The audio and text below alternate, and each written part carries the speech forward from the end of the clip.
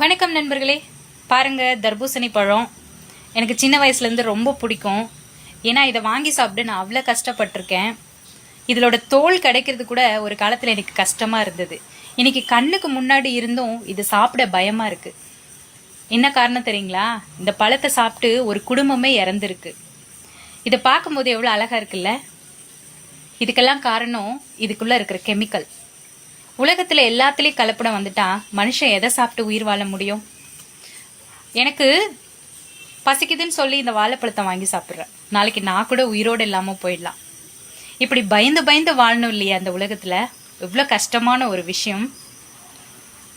நாளைக்குன்ற கனவோட எவ்வளவு ஆசைகளோட அந்த குடும்பம் இருந்திருக்கும். இன்னைக்கு அந்த குடும்பமே இல்லைங்க. என்னங்க வாழ்க்கை? அந்த காலத்துல வாழ்ந்த வாழ்க்கையெல்லாம் 100 வருஷத்துக்கு மேல சந்தோஷமா வாழ்ந்தாங்க, நோய் நொடி இல்லாம வாழ்ந்தாங்கன்னு நம்ம கேள்விப்பட்டிருக்கோம். இன்னைக்கு சாப்பிட்ற எல்லா பொருளிலையும் கலப்படம்.